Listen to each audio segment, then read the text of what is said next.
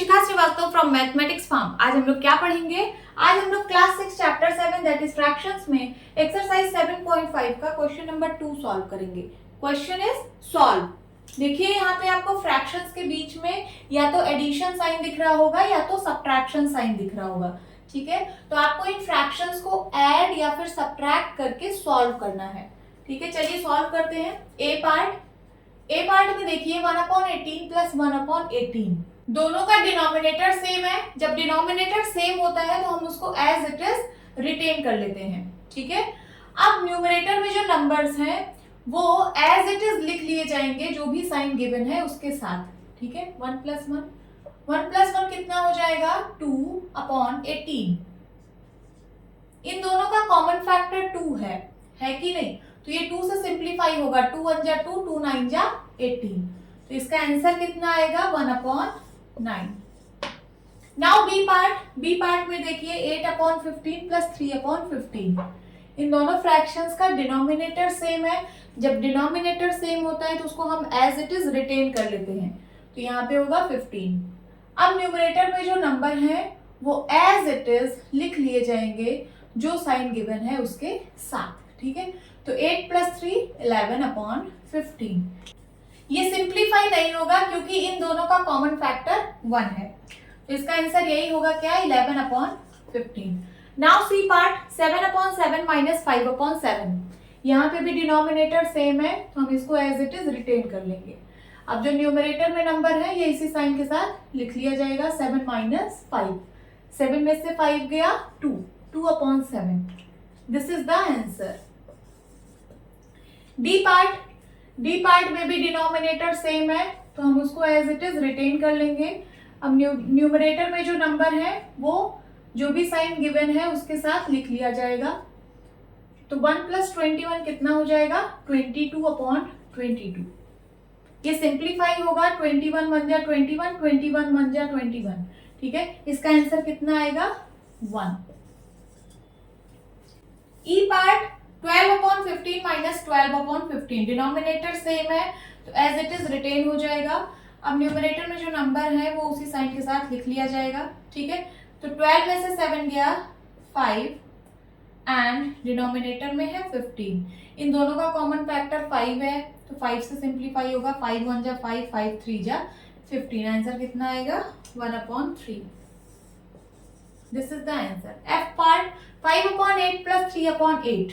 Denominator same है तो as it is लिख लिया जाएगा और न्यूमरेटर में क्या होगा? 5 प्लस 3। 5 प्लस 3 कितना होता है? 8, 8/8।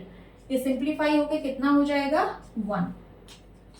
ठीक है, दिस इज द आंसर।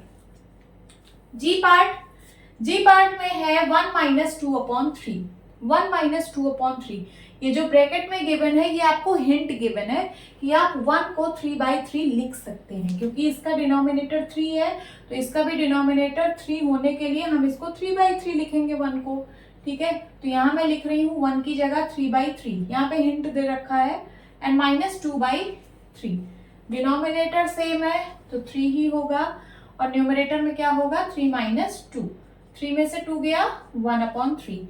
ये होगा इसका आंसर। अगर आपको हिंट ना गिवन होता तब आप क्या करते? इसको आप लिख लीजिए। इसका मैं एक और मेथड बता रही हूँ। अगर आपको ये हिंट ना गिवन होता तो आप कैसे इसको सॉल्व करते? ठीक है, इसको सॉल्व करने के लिए सबसे पहले डिनोमिनेटर को सेम बनाना होता है। यहाँ पे डिनोमिनेटर 1 है, यहाँ पे 3 है, सेम नहीं है ना, तो सबसे पहले हम इसका डिनोमिनेटर सेम बनाते। डिनोमिनेटर सेम बनाने के लिए इन दोनों नंबर का एलसीएम लेना पड़ता। तो लिखिए यहाँ पे टेक एलसीएम ऑफ 1 एंड 3। 1 और 3 का एलसीएम कितना होगा? 3 ही होगा। ठीक है, अब हमें इसका डिनोमिनेटर 3 बनाना है। इसका डिनोमिनेटर 3 बनाने के लिए हम किससे मल्टीप्लाई करेंगे? 3 से मल्टीप्लाई करेंगे। नीचे 3 से मल्टीप्लाई किया तो ऊपर भी 3 से मल्टीप्लाई करना पड़ेगा और इसका तो डिनोमिनेटर 3 है ही, इसको कुछ भी नहीं करना। ठीक है, ये ऐसे एज इट इज 2/3 रहेगा। तो ये 1 3 जा 3 एंड 1 3 जा 3 माइनस 2/3। देखिए वही चीज बन गया कि नहीं? इज इक्वल्स टू 3 एंड ऊपर हो जाएगा 3 minus 2। 3 minus 2 is equals to 1/3। तो अगर आपको ये हिंट ना गिवन होता तो आपको इस तरीके से सॉल्व करना पड़ता। अब यहाँ पे हिंट गिवन है तो डायरेक्ट आपने यहाँ पे 3/3 लिख दिया। Okay, now H part 1/4 plus 0/4। यहाँ पे डिनोमिनेटर सेम है तो एज इट इज रिटेन हो जाएगा। न्यूमरेटर में है 1 प्लस 0, 1 में 0 ऐड करेंगे तो 1 ही आएगा अपॉन 4। ये आपका आंसर होगा। आप इसको एक तरीके से और सॉल्व कर सकते हो। कैसे? 1/4 प्लस 0/4 लिखा है ना, तो 1/4 को 1/4 लिखिए। ये 0/4, 0 को आप किसी भी नंबर से डिवाइड करेंगे एक्सेप्ट 0 तो उसका आंसर 0 ही आता है। ठीक है, 0 को किसी भी नंबर से डिवाइड करने पर 0 ही आता है। ठीक है, अब 1/4 में 0 को ऐड करना है तो किसी भी नंबर में 0 को ऐड करने पर वो नंबर खुद आता है तो 1/4 ही आएगा। आप इस तरीके या फिर इस तरीके, किसी भी तरीके से आप इसको सॉल्व कर सकते हो। This is the answer. Note down कर लीजिए। होप स्टूडेंट्स आपको ये क्लास अच्छी लगी होगी। मिलती हूँ अपनी नेक्स्ट वीडियो में, तब तक के लिए बाय बाय, टेक केयर।